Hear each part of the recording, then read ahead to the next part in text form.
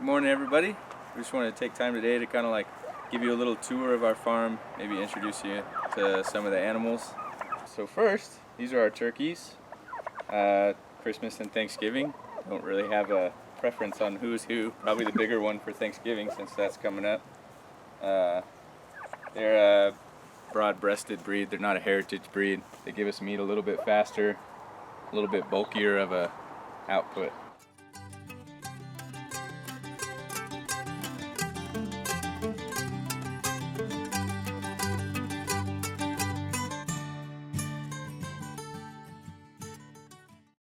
We have our goats chowing on some alfalfa this morning.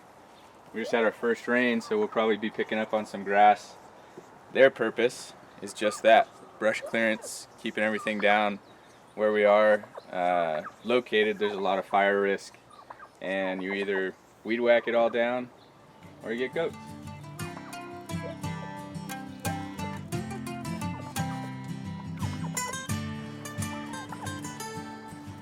We have 5 goats right now. There are Pygmy Goats. They're all males. 4 of them are weathered, which means they've been castrated. We did that when we first got them. The black one coming out right now, he's Jubal. He's the only buck in the herd. Eventually we'll be putting some females out here, and we'll be utilizing them for milk production as well.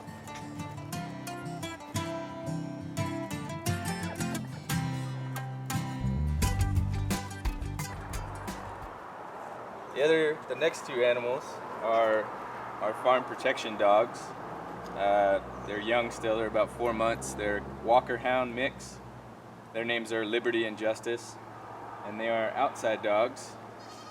We use them because about 2 months ago, before we got them, our old Queensland healer, who's 10, let a raccoon get 2 of our chickens overnight. So he obviously wasn't doing his job anymore. So these guys, we've had them for, I don't know, a month and a half, and we have had 0 issues since we got them. And they got a pretty happy life here, running around on 2.5 acres, chasing chickens and turkeys and goats and keeping them safe at the same time.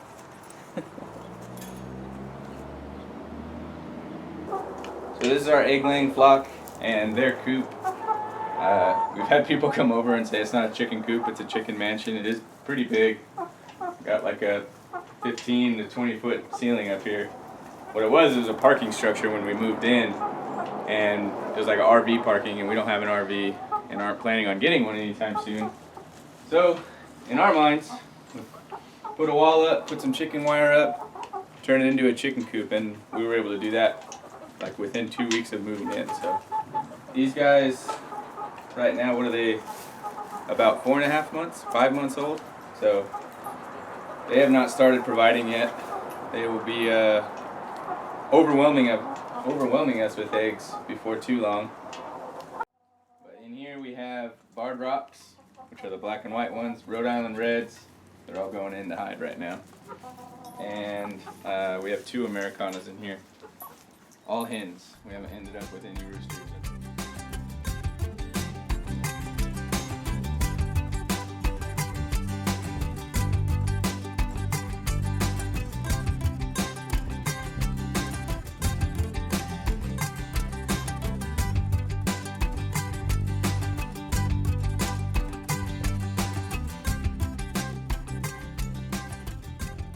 So on the inside of here is what we turned into the hen house.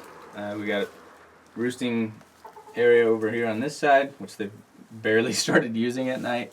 And on this side we have 12 nesting boxes for when they start laying, which hopefully will be soon, fingers crossed. If you do see any eggs in there, no need to tell us about it. Those are ceramic eggs. They're like a training egg. They have 2 purposes. 1, chickens like to lay where other chickens have already laid. And 2, if you get chicken that eats eggs, which is a common thing, you put a ceramic egg up there, and it only takes a few times of them pecking that ceramic egg before they know they don't want to do that anymore. Up above me, this is the other part of what we enclosed, and that'll turn into a feed storage area. We just have to finish up that project. So the dogs we were showing you earlier, Liberty and Justice, are Walker Hounds. I mentioned that they were outside dogs.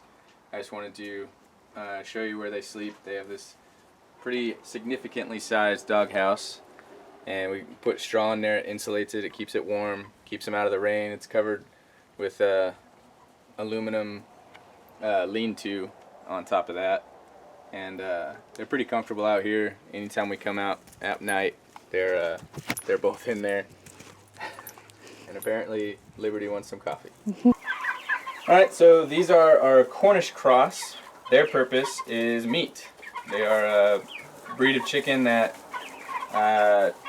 you would see at like a chicken manufacturing company and stuff, that you'll see in those little 1x1 cages, and there'll be like 2 or 3 of them in there. And they use this breed because they grow fast and they produce a good heavy meat. What we've learned in the short time that we've had them is if you treat them like chickens, they grow up like chickens, they look like chickens. I mean, a lot of the ones you see, they're not feathered, and they look really unhealthy, but these guys have plenty of room. We actually started them off in the breeding box with the Americanas that are going to be added to the egg-laying flock, but they outgrew that. I would say within 2 or 3 weeks we couldn't have them in there at all. So they're really healthy. They seem really happy. They dress out in about 10 weeks, and for us that's going to be about the middle of November. So we'll probably do them about the same time we do the turkey for Thanksgiving. Sorry about that weird cut right there. Our camera died right as we were filming that last part. What I was saying is they outgrew that brooding box so fast we weren't ready for their next transition area yet. So we had to throw something together really quick.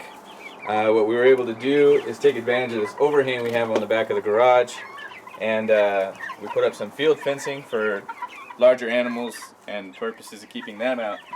But the smaller netting that you see here, it's off of our trampoline. It was getting torn up, it wasn't really standing up, so it wasn't really doing its purpose anyway. So instead of throwing it away and getting rid of it, we kept it, we held on to it because we knew we'd be able to use it for something. It ended up working out perfect for this situation. We have some going across this side and on the back side over there. It's strong enough that the chickens can't get through it, and with the field fencing on the outside, we don't really have an issue with predators. Now, we wanted to show you how drastic the growth rate difference is between them and a normal, say, egg-laying breed of chicken. So we're gonna show you that right now with the Americanas that were hatched on the same day as them. All right, so it's pretty obvious who's who. The white one is the Cornish Cross, the meat bird, and this one is an Americana. She'll go in with the egg-laying flock. Believe it or not, they were hatched on the exact same day. I think, what was it now? A month ago? They're about 1 month old. And this guy is just massive. He probably, it's hard to tell, but he probably weighs, I'd say 3 pounds, between 3 and 4 pounds. This one I would put in the ounces. Definitely not even a pound yet. And they've been fed the same food, the same organic food we get at Tractor Supply, and they just grow and grow and grow. They eat a lot more of the food, but it goes to show why people buy this breed for meat. It's just a quick turnaround, and they're a good, thick, hearty bird. So there's your little visual for the growth rate of these guys. This is Hank. He's our 10-year-old Australian cattle dog, or blue heeler. He's pretty much a freeloader. He doesn't really have a job. He's a good dog. He just likes to get scratched and lays around the house. He doesn't really do anything anymore, but he's just a happy dog, and we've had him for such a long time, and he's been real good with our family. So he won't be going anywhere, hopefully for a few years. I hope you enjoyed that little tour of our farm. That's what we have so far. When we moved in, it was already in the summer. We didn't really have much of an opportunity to start a garden.